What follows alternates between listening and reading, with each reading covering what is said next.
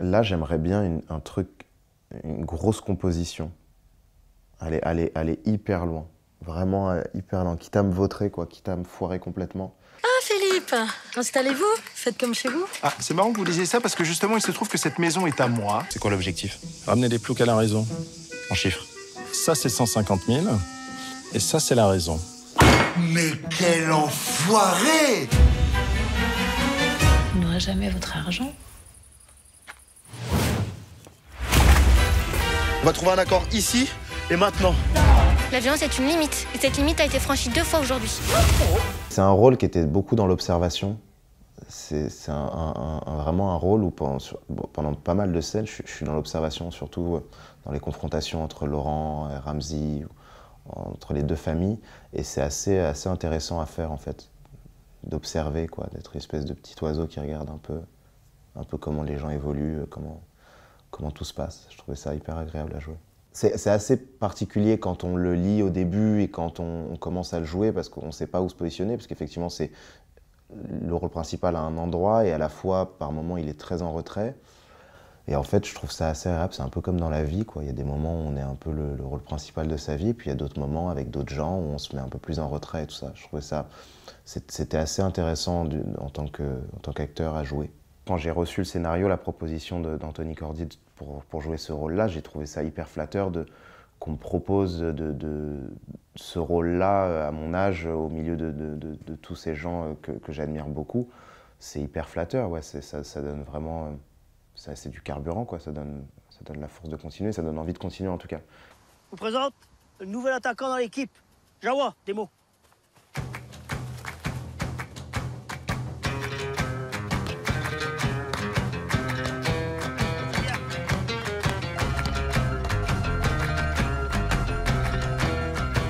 Bien, bien, Jawa, bien.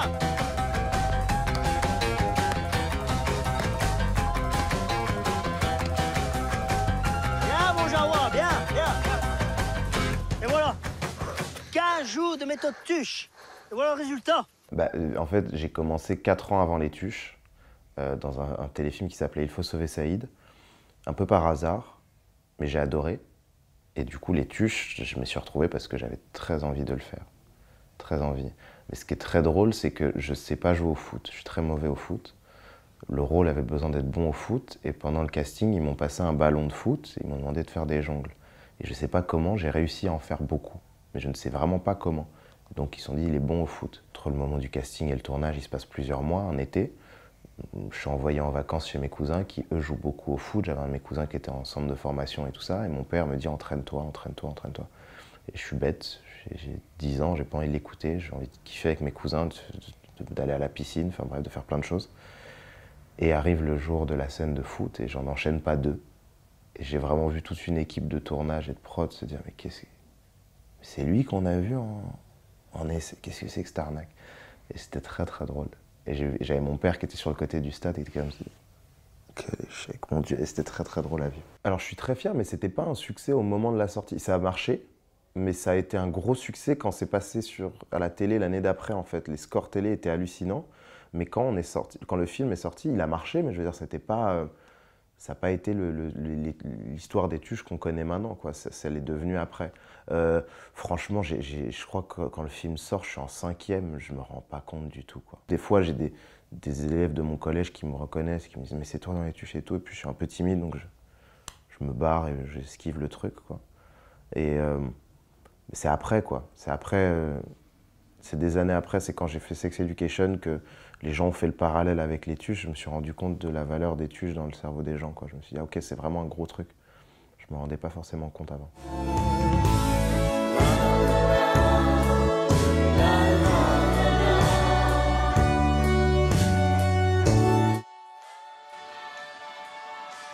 C'est quoi ça?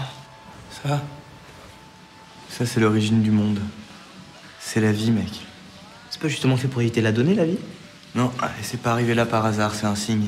Signe de quoi? C'est un signe que cette année, c'est notre année. L'année où on va ken. Non, mais pas ensemble, hein. L'année où on va ken des meufs. Et la dose de meufs, mon pote. En fait, c'est un moment charnière de mon adolescence parce que j'adore tourner mais je ne sais pas encore si c'est ce que j'ai envie de faire de ma vie.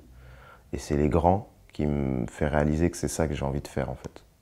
C'est un tournage tellement fort, tellement intense, sur lequel je suis tellement bien, que je me dis en fait c'est ça. L'adolescence c'est une période particulière pendant laquelle tu te sens souvent pas très bien et tout ça. Et c'était mon cas aussi quand j'étais à l'école. Et en fait, Les Grands, c'est un tournage qui a duré 3 saisons sur 4 ans. Et j'étais heureux comme rarement sur ce plateau-là, quoi. Et donc ça m'a vraiment aidé à me rendre compte que c'était ça que je voulais faire de ma vie. C'était essayer d'aller revivre ce sentiment de bonheur et d'épanouissement et de paix sur d'autres projets, mais en tout cas dans le cinéma. Il y avait une espèce d'alignement des planètes avec Les Grands qui était assez génial, et on a eu une pause entre la 2 et la 3. Et la 3, l'écriture, elle était encore plus proche de nous, parce que le réalisateur Vianney Lebasque a fait une espèce de séminaire d'écriture avec nous, entre guillemets, une semaine tous ensemble dans une grande maison dans le sud. Et c'est presque, alors c'est fictionné évidemment, mais il y a des moments presque de documentaire en fait. C'est juste une bande de gens, et puis on a eu 3 ans, on est devenus vraiment amis, quoi. Au moment où on tourne la 3, on est des très bons amis. Donc en fait, on est au plus près de nos rôles à certains endroits. Oui, donc il y a pas mal de toi dedans aussi. Il y a pas mal de moi dans la saison 3, ouais. Oh.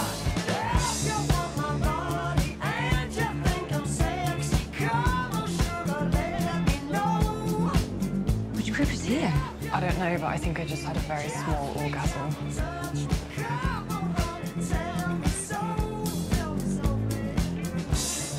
He's from France, and I heard he's the son of a Middle Eastern prince. Well, I heard he's Kim Kardashian's secret adopted brother. He will be my boyfriend. Okay?